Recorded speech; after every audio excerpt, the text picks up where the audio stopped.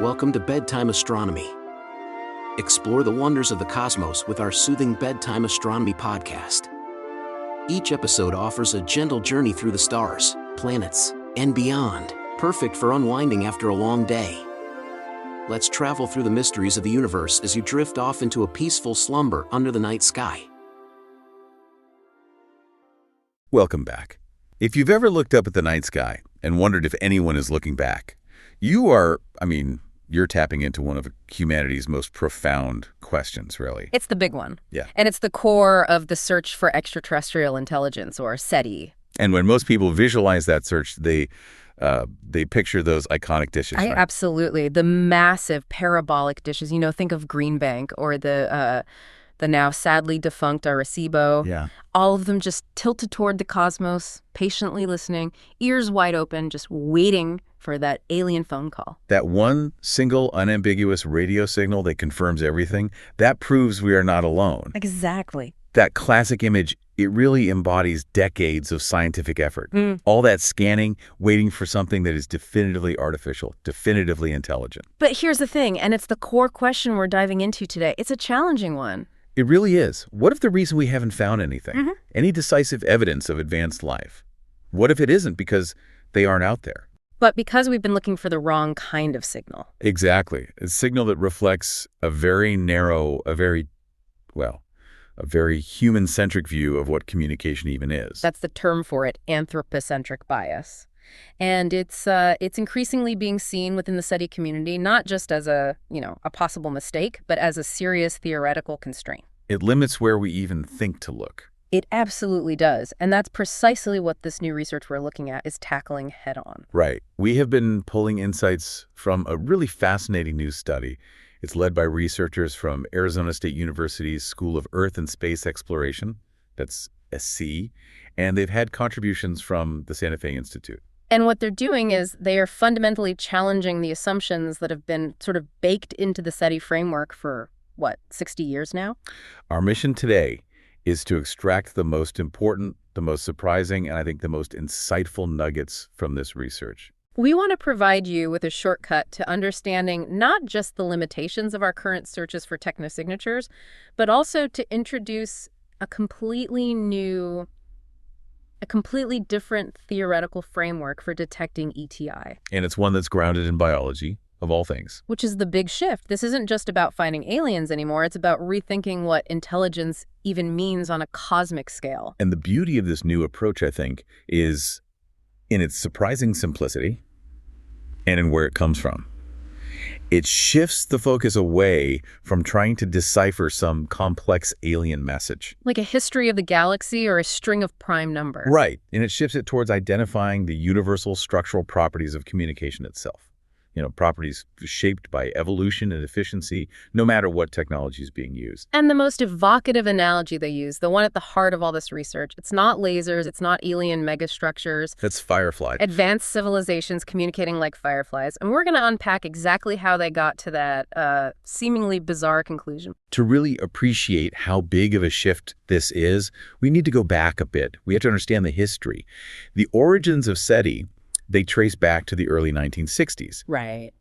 And it was a moment in time that was driven by a very specific technological realization right here on Earth. Humanity ourselves had just recently mastered radio communications. And those signals were finally powerful enough to leak out into interstellar space.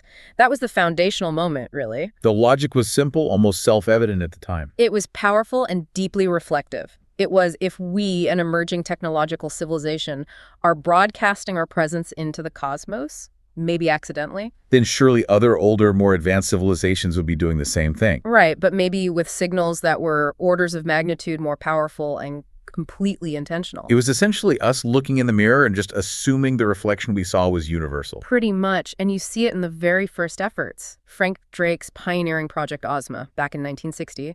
It was directly informed by our new mastery of radio. They aimed their dish at two stars, Tau Ceti and Epsilon Eridani, and they listened specifically near the 21-centimeter hydrogen line. And that frequency choice itself really embodies that initial optimism, that that anthropocentric hope. Why that frequency, though? What was the thinking there? Well, the 21-centimeter line, it's emitted by neutral hydrogen, and hydrogen is the most abundant element in the entire universe. So the reasoning was, if a civilization wanted to send out a cosmic beacon, a sort of "we are here" signal, They'd choose a frequency that was universally recognizable, a cosmic landmark. exactly, a common language of physics that we had just figured out. Yes. And since radio signals travel such vast distances without much degradation, it all just made perfect logical sense at the time. You're looking for the familiar. And that search for the familiar, it basically created what we could call technosignatures 1.0. That's a great way to put it. The vast majority of searches since then, including the incredibly ambitious $100 million Breakthrough Listen project, they've all focused predominantly on these huge swaths of the radio spectrum. And even when SETI did broaden the search, it often went after things that were still recognizable to us, just bigger, more exotic maybe, but still familiar. Like looking for thermal emissions that might suggest some massive engineering project. An alien megastructure, a Dyson sphere consuming an entire star. Right. And that's still anthropocentric, just scaled way up. We're looking for technology that reflects a more advanced version of our industrial capacity. And that brings us directly to the paradox, doesn't it? The core flaw that this SES team identified, the anthropocentric bias. Yes. We have been searching for signals and signatures that specifically mirror our current or very recent stage of technological development. The unstated assumption has always been, if they're intelligent, they must be using technology that we recognize as powerful or complex. But here's where it gets really interesting, and where the whole self-defeating nature of that classic search becomes so clear. Go on. If you just look at our own planet's history, just over the last 50 years, the very era SETI has been active, Earth has actually become demonstrably less radio loud. We're losing our own techno-signature. Exactly. Yeah, think about it. The global shift from, say, analog terrestrial television and radio broadcasts to digital communications, it's been huge. All of our data is now flying through fiber optic cables under the ocean. And highly directional satellite communications, point-to-point wireless signals, all of it is designed to be focused, not leaky. The overall global broadcast power has it's plummeted. So if a civilization 50 light years away started listening to us during the peak of, global analog TV broadcasting in the 70s and 80s. They might have gotten a decent, if kind of diffuse signal of our presence. They might have picked up I Love Lucy. But if they started listening today, they'd find that signal is much, much weaker. It's buried deeper under all the cosmic background noise. We went from being a cosmic foghorn to a whisper in a single lifetime. And this leads to what the researchers are calling the brief window argument. And it's kind of devastating for that classic SETI methodology.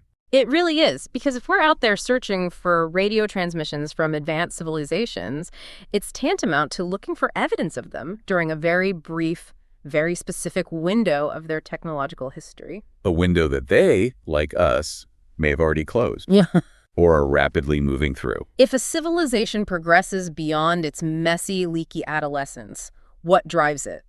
Logically, it's driven towards energy efficiency. Of course. They would transition away from wide, powerful, wasteful radio broadcasts. They'd move towards highly directed, energy-efficient communications, or maybe something even more exotic we can't even detect yet. Quantum communication or something like that. Yeah. Why would you spend all that power yelling across the galaxy when a directed whisper is enough? You wouldn't. And this is the constraint on our knowledge that SETI has to overcome. We just don't know the future of alien technology. As Estelle Marie Jan, who is a PhD candidate involved in this study, points out, SETI has traditionally spanned two extremes. Right.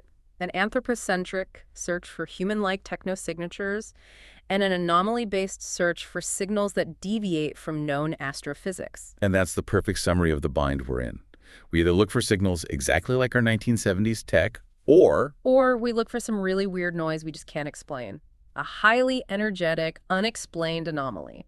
There's no useful middle ground that's, theoretically grounded. Correct. The field desperately needs stronger theoretical frameworks that can identify generalizable features of life and intelligent communication without requiring either complete prior knowledge of alien tech, which we obviously don't have, or no assumptions at all, which is just looking for random, expensive weirdness. So we need a general theory of cosmic communication, Yeah. one that's grounded something universal, something something beyond just our technology. And to be fair, the SETI community has started to broaden the search. We are looking for powerful lasers now, optical transmissions, and even neutrino signals or gravitational waves. But even those expanded searches, they often still rely on the assumption of massive high-power energy expenditure, don't they? They do. A powerful directed laser, while it's technically advanced, still relies on the premise that the ETI is prioritizing detectability through sheer power.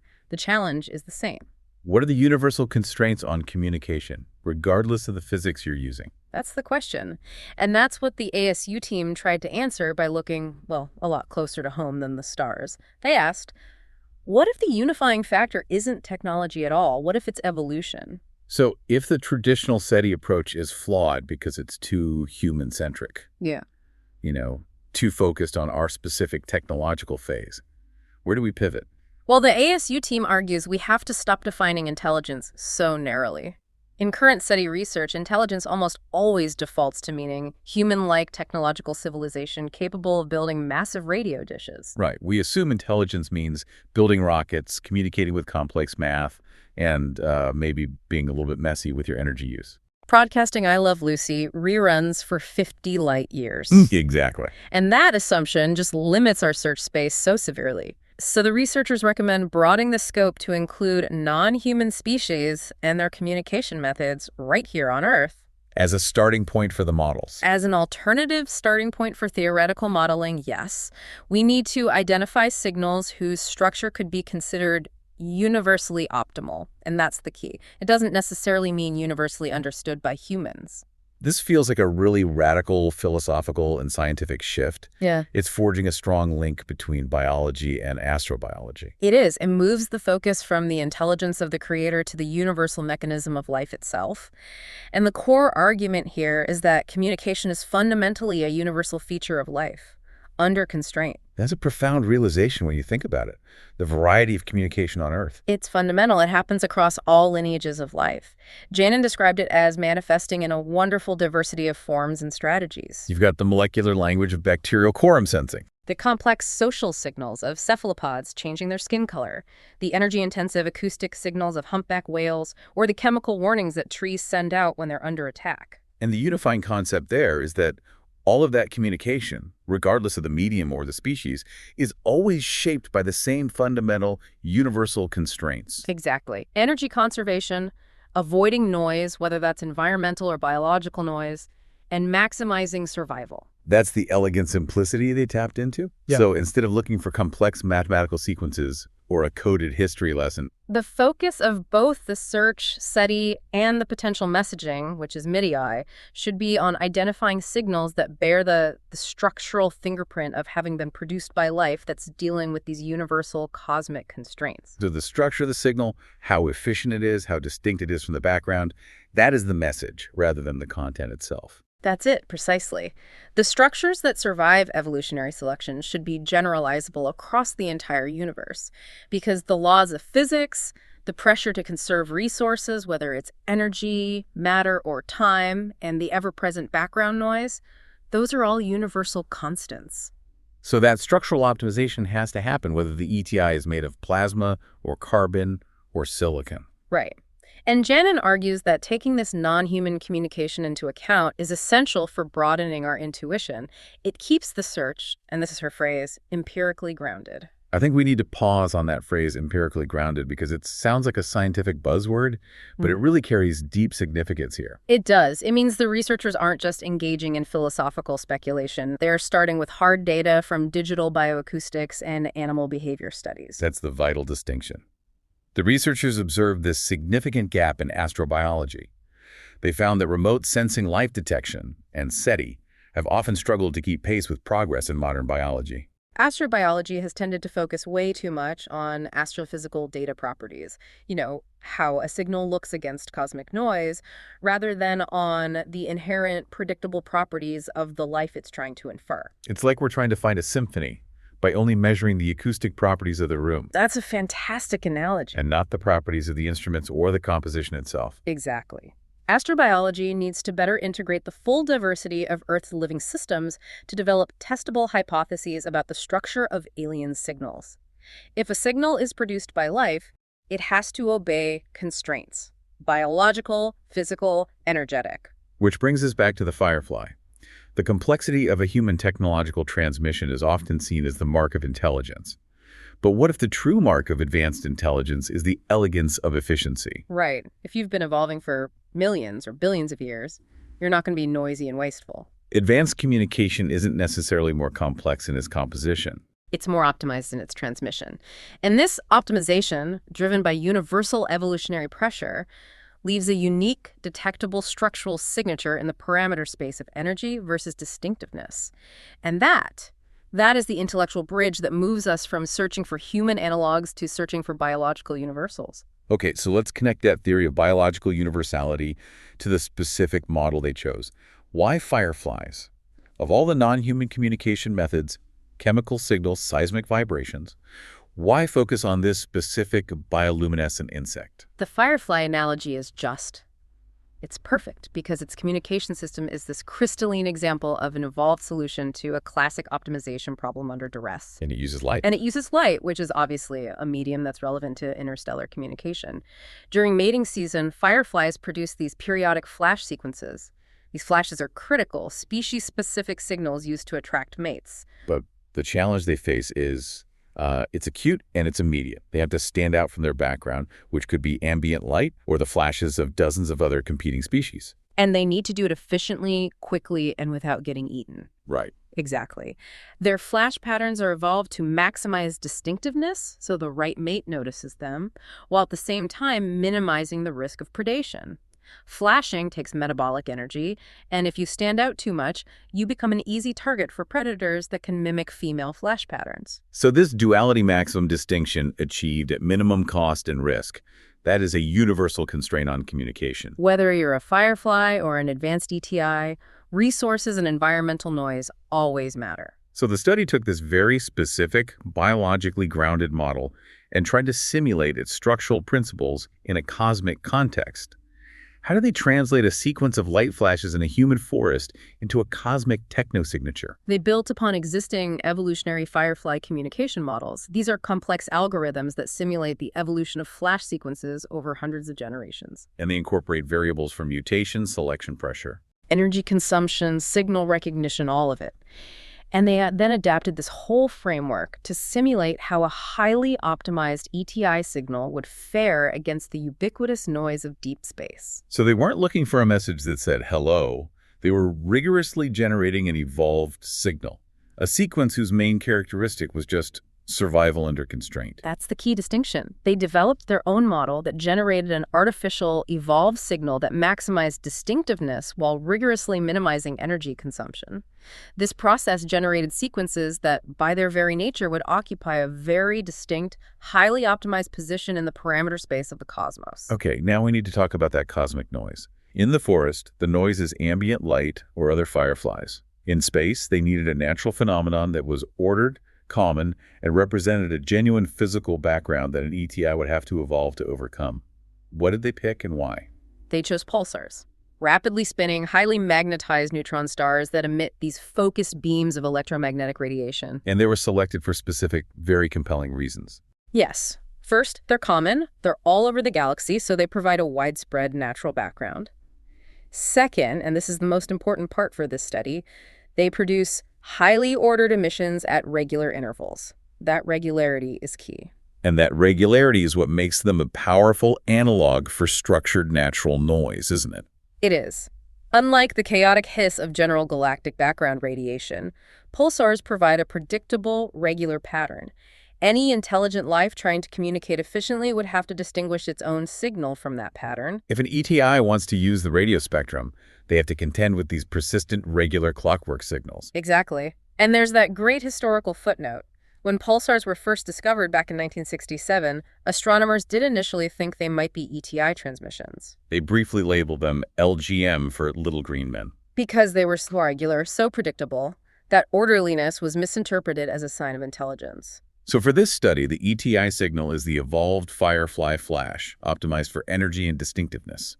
And the pulsar is the cosmic background noise they need to be distinct from. It serves as the functional analog for the competing firefly species or the ambient light that causes distraction or danger. It's an ingenious setup, really, because it preserves the biological strategy of looking for life like ourselves. Yeah. But it expands what like ourselves means. It expands it to encompass the entirety of the biosphere rather than just our specific human technology. It also fully leverages advancements made in the study of animal communication and digital bioacoustics fields that, until now, have been surprisingly siloed from deep space astrobiology. That integration is the breakthrough here.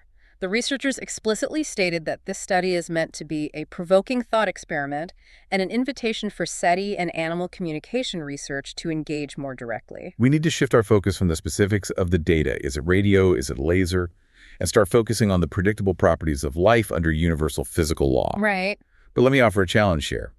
If the pulsar emissions are so highly ordered, doesn't that make the random nature of a purely evolved biological signal potentially less distinct? That's a crucial distinction. Is the danger here finding a pattern that is just chaotic, which we'd assume is noise, rather than a pattern that's intelligently organized? And they modeled against that. The key is not chaos, but non-random, non-natural organization that is driven by minimization. Yep. Natural processes, even ordered ones like pulsars, they tend to scatter across the parameter space based on things like mass, spin, and energy output, without the pressure of resource conservation. Right. The ETI signal, however, is being pushed by selection toward a very specific structural sweet spot. Maximum regularity for communication, minimum energy expenditure for survival. It's a structure you can mathematically identify as an anomaly in terms of its efficiency ratio, even if we can't decode the pattern itself. So we're looking for a signature that suggests the structure was, well, it was costly to generate in terms of intelligence, but cheap to broadcast in terms of physics. Precisely. We are looking for the fingerprint of highly efficient optimization. Okay, now we're at the heart of the research. The quantitative findings. This is where the firefly theory becomes concrete empirical data. It is. The researchers designed this complex simulation to test their firefly-inspired optimized signal against that chosen background of 158 pulsars. And to appreciate the results, we need to spend a little time on the experimental setup, because this is where the deep dive level of detail really matters. It does. The model established the background using observational data from the Australian National Telescope Facility, the ATNF database, and they focused on 158 known pulsars within a vast 5 kiloparsec area. Which is roughly 16,300 light years. A huge search area centered on Earth. And the ETI signal wasn't just random noise, it was mathematically engineered based on those core biological constraints we talked about. Exactly. They superimposed their artificial evolved signals, which were rigorously modulated based on the mathematical relationship between two key factors, dissimilarity and energy cost. How did they even compare those two things? A pulsar pulse and an artificial flash? Well, to do the comparison, they had to quantify both the pulsar pulses and the artificial flashes in a unified way. How do you quantify a signal's presence when you're dealing with something as ephemeral as a flash or a pulse in deep space? They grouped both the pulsar pulse profiles and the artificial flash profiles based on their simple on-off states relative to the ambient noise floor. But they quantified this using something called mean flux density. Okay, let's unpack mean flux density for a moment. What is that? In astrophysics, flux density is just the amount of energy passing through a unit area per unit of time, in this case, radio energy. Got it. Now, with pulsars, which flash incredibly rapidly, the mean flux density gives you a baseline measurement of the signal's strength. The researchers used a specific cutoff for this density. If the signal's strength was above that cutoff, it was counted as an on state. Below the cutoff, it was off. And this binary on-off conversion allowed them to directly compare the pattern structure of a natural pulsar signal to their artificial evolved signal. Precisely.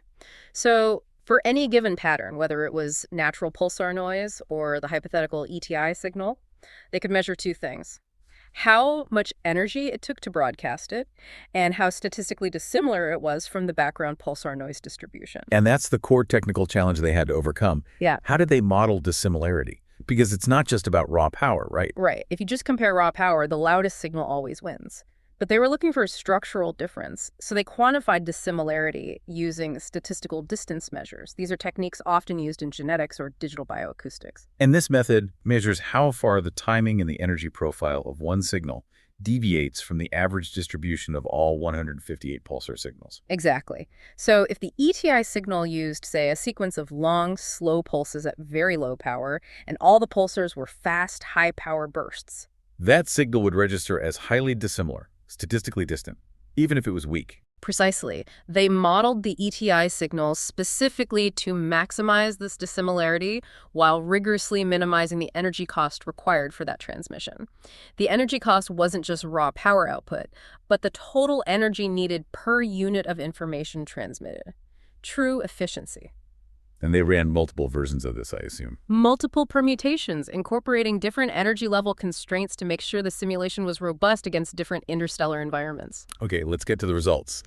The comparison of the optimized signals versus the natural background. What happened when they compared the energy cost of those 158 natural pulsars to the energy cost of their optimized artificial signals? The difference was, it was dramatic and non-random. It highlighted this powerful, clear effect of evolutionary optimization.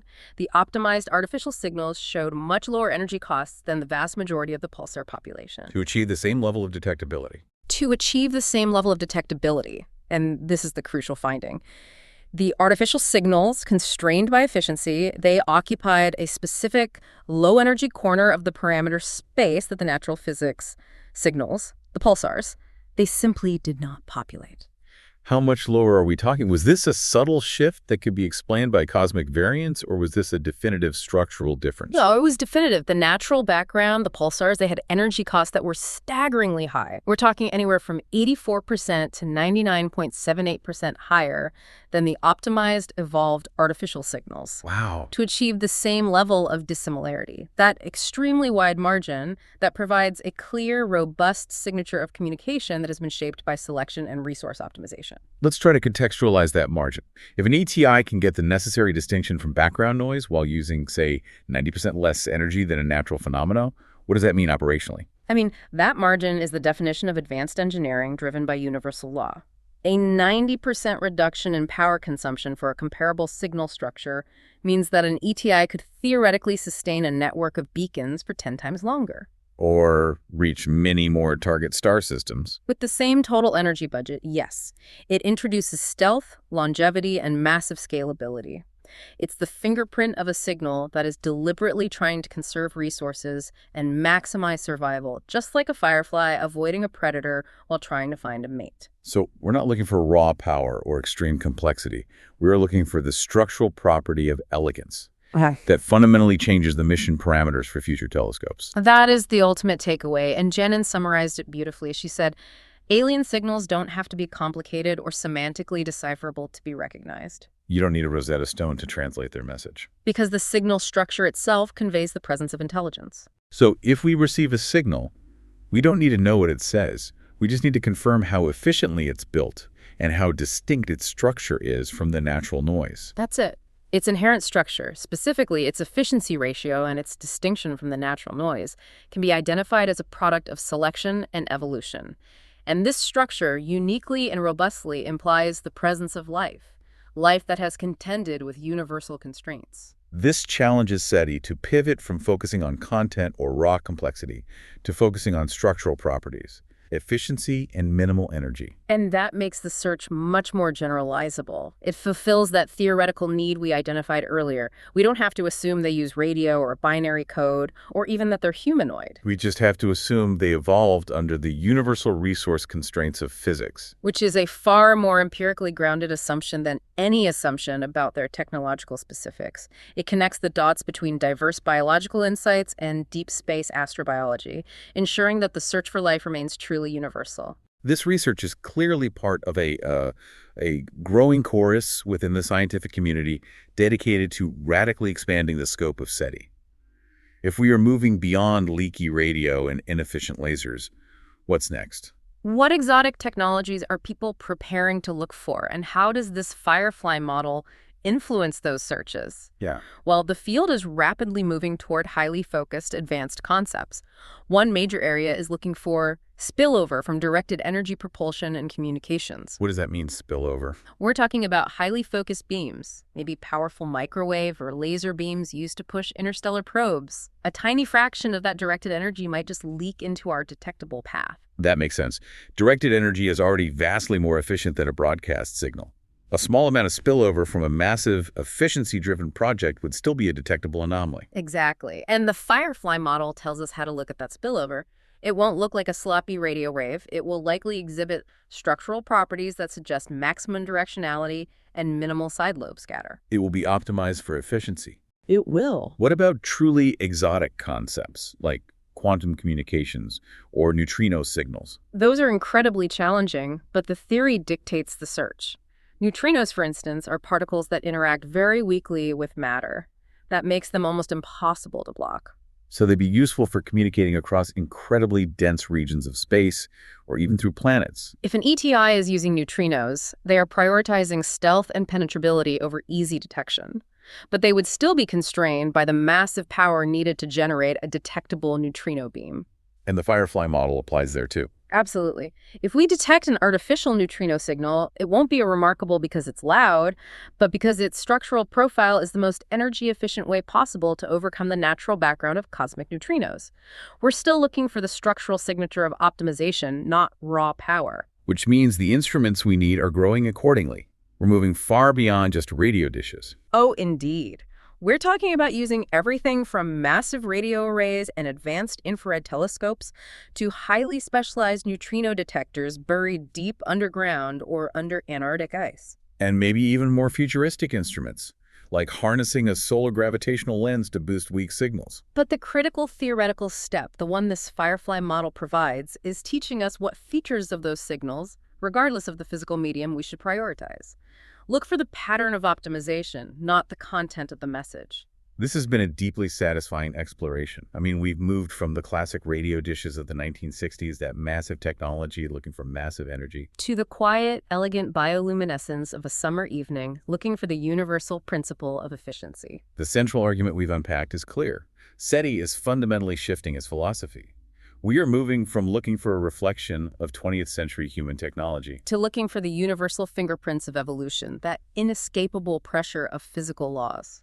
And those fingerprints, based on this Firefly protocol, are signals that are maximally distinct from background noise and minimally energetic to produce. They're optimized for survival in a resource-limited universe, whether they manifest as radio pulses, optical flashes, or some future quantum medium we haven't even thought of. The most crucial point for you to remember, I think, is this successful integration of diverse biological insights, animal communication, digital bioacoustics, into astrobiology. We have to stop restricting our imagination to what we do today and start looking for what life universally does when faced with the laws of physics and the pressure of selection. The most advanced communicators may not be the loudest, but the quietest and most efficient. That's where the elegance lies. The Firefly model gives us a testable, empirically grounded hypothesis for the nature of advanced communication. It tells us that high intelligence might not be defined by maximal complexity, but by profound simplicity and optimization. And if life, no matter where it evolves, must contend with universal environmental noise and resource limitations, then the clearest sign of intelligence isn't a complex, semantically decipherable message, but the simplest, most energy-efficient pattern that survives evolutionary and physical pressure.